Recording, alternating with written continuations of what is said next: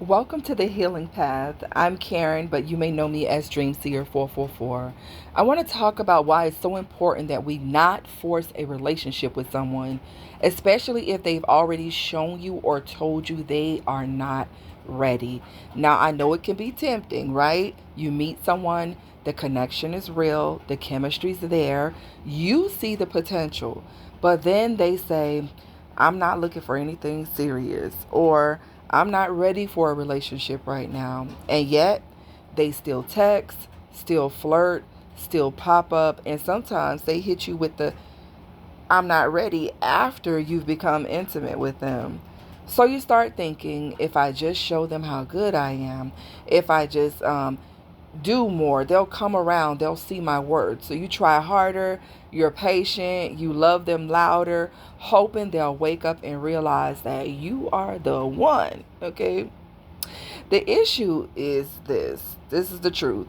It's not love, it's auditioning.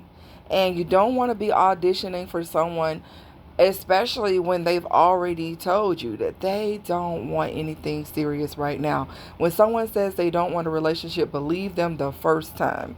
Even if the vibes are good, even if the connection feels special, wanting to be chosen is natural. But proving your worth to someone who's unsure, that's a setup for a heartbreak. Okay? So sometimes we try to earn love by overgiving and we ignore the red flags. We wait around hoping they'll come to see our worth, or that they'll just come to their senses. But the more you give to someone who isn't ready, the more you're abandoning yourself. Okay, so I do talk about this a little bit further in my new book, The Accommodating Woman. For those of you that are interested, it is in the description box below. But trying to force a relationship, let's just talk about how it can look at times.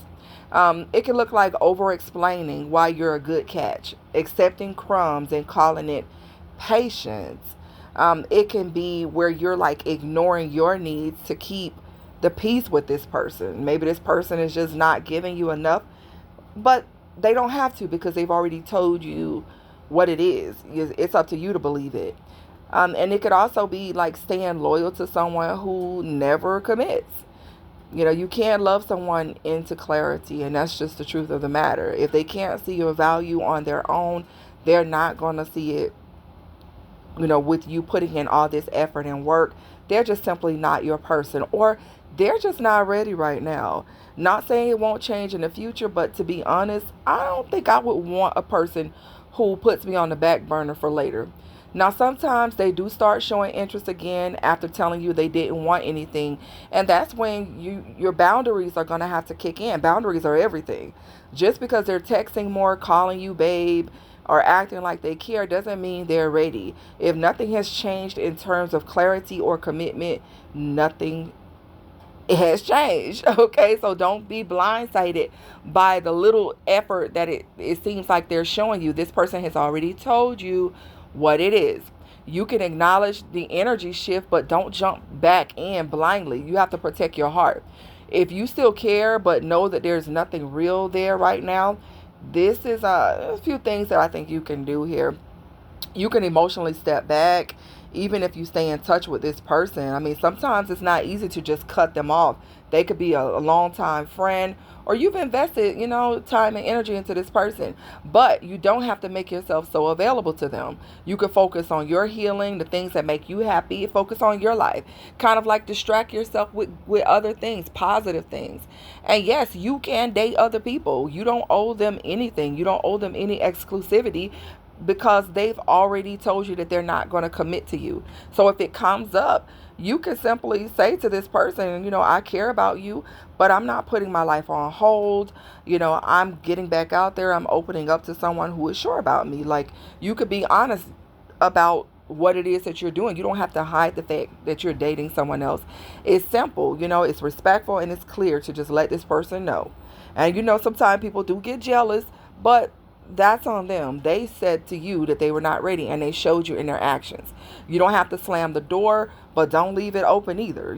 Stay soft, but stay smart. Keep your heart open, but keep your standards high.